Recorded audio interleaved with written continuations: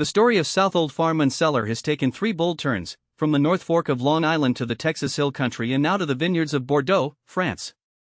Reagan and Carrie Metter, a husband and wife duo with 2 children, began their winemaking journey 10 years ago on Long Island. They planted a vineyard full of grapes no one else was growing on the island, and the result was fresh, unusual wines that made a sleepy region feel alive. But a zoning setback stopped them from building a small winery in their hometown.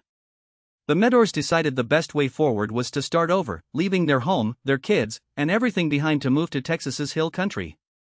In Texas, they planted a hillside vineyard near Fredericksburg and grew more than 20 varieties, including Xarello and Petit Mansung, truly unconventional grapes for the area. They opened a tasting room and eventually a restaurant, creating a restaurant and winery that drew attention for its innovative wines. "I get to make his mistakes, my kids get to fix them," Carrie Metter told me in 2019, underscoring how this venture had become a generational learning experience. Sadly, the next 21st centennial didn't go smoothly. Around 2020, drought peas and Pierce's disease struck the estate's vines.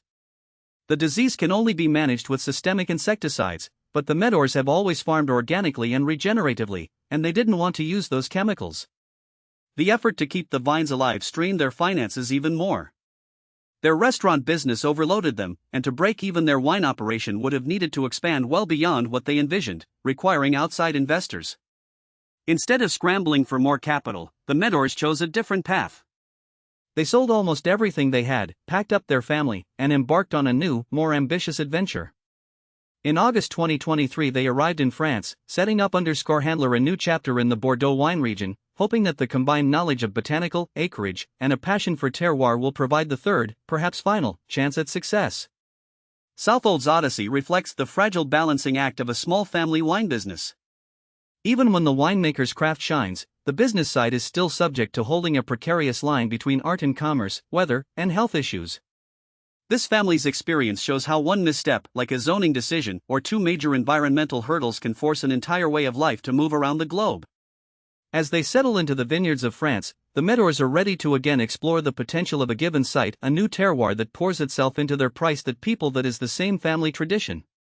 Whether it becomes a long-term home or another chapter to enter a new story, they have already proved that they are willing to risk and step back again. Debbie idea Android outside the order to bring to work again an additional fact, but a risk and review and a strategy lease position. But we pray that this new opportunity will be the final win, said Reagan, after the move.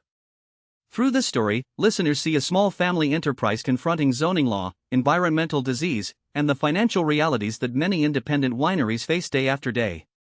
Their resilience shows that making decisions early of the production success comes. In most people, this saga comes full circle. The third place is a promising one. James, a passionate name for reading, one will watch to see how that third will feel it. Thank you for listening. Until next time, keep your glasses full.